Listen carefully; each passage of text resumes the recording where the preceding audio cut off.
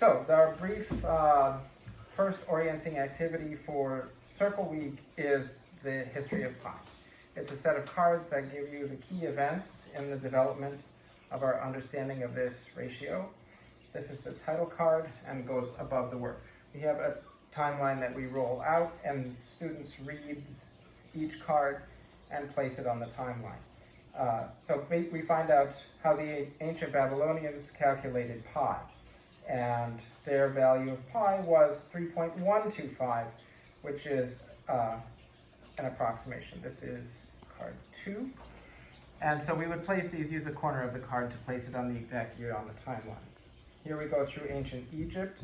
The Egyptians calculated the value of pi as 3.1605.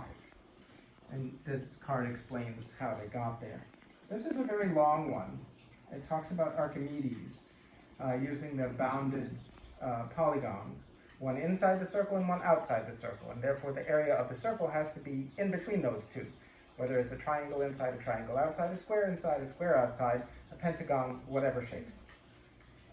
And this is actually very, very helpful to the students because in this way Archimedes showed that pi is between 3 1/7 and 3 1071. The students have a lot of clarity to be able to remember that 3 1/7 is approximately pi. It's not a decimal, it's a fraction. And we continue there. The Chinese mathematician and astronomer Zhu Shangji had this approximation of pi, which was 355 over 113. Here we have the introduction of the Greek letter pi in the 1700s, first popularized by Euler in 1737. And here we have Georges Buffon, the 18th century French mathematician, and then this links to some other activities. Well, one of the things that the students notice in laying these out on the timeline is for whatever reason they cluster in twos. So you see two events bunched up together down here and then a long gap, and then two events here and then a long gap and two bunched up here. So in the spread on the timeline, for whatever reason, that's what we see. So interesting observation. That just gives us the historical orientation to where this idea comes from and how it develops.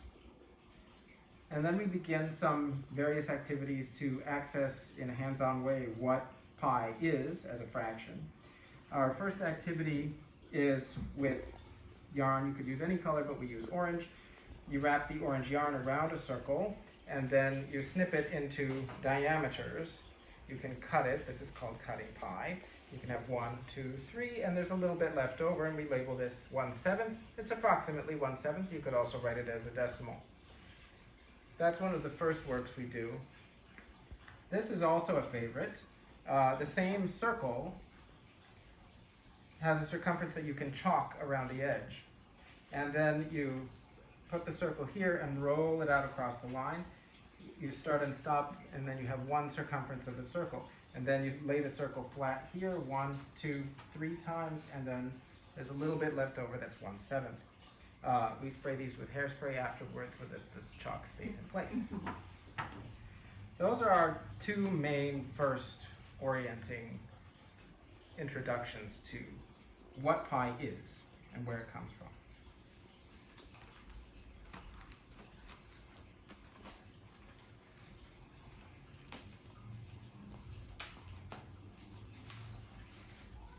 Many of these activities can happen simultaneously, so these cards are meant to be activity station cards, and each one of them has a different activity related to pi.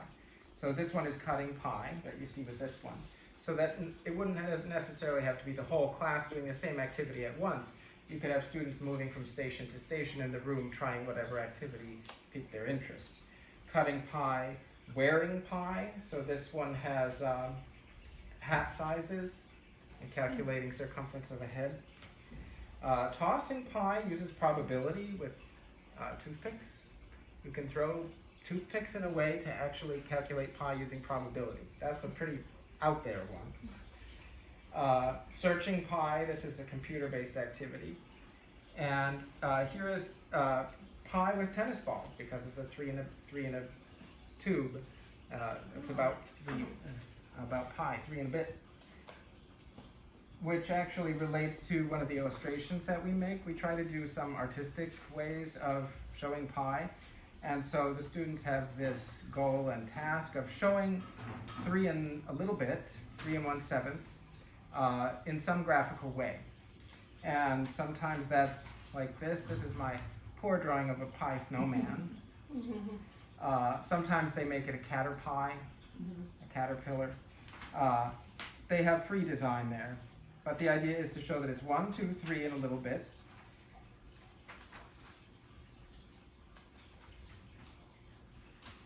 This is a different way of doing the cutting pi with the yarn.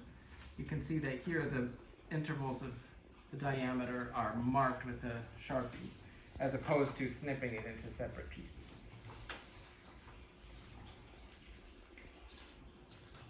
And then comes the large development, which is calculating the area of a circle. First, we have to introduce the idea that we measure everything with straight lines, and therefore, when we have a round shape like a circle, how on earth can we measure it? It's the famous problem of squaring the circle.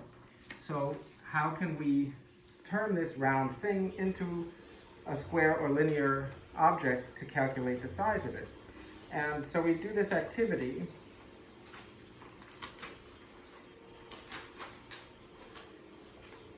splitting the circle into thirds, and then we cut off the round bit. The round bit is the part we can't calculate. But we can calculate the area of a triangle, so we know how to figure out the area of those 3 triangles. But of course, this is very, very crude as a measurement because there's so much space in the round spot. Now, when we cut it into fourths, a different team makes this one. When we cut it into fourths, then we still have triangles, which we can calculate the area of, and we still have an unmeasured round space at the edge of each one, but it's less unmeasured space than it was before.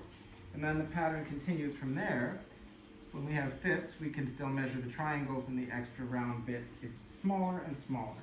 So here we go to sixths. That turns into a hexagon.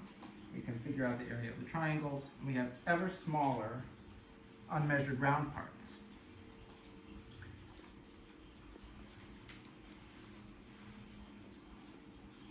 And depending on how big the class is, we may go up to 14ths. We give the advanced students the task of cutting the circle into 11ths or 13ths because they have to go by 360 degrees divided by 11 and then measure it out. And in this class, we went from up to 11ths. And once this is complete, the students begin drafting an essay on how to find the area of a circle. That by increasing the number of pieces that we cut the circle into, we get ever, ever, ever closer to a measure of the area.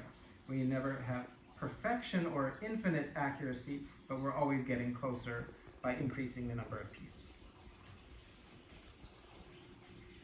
That leads to the idea of cutting it into a theoretically infinite number of pieces.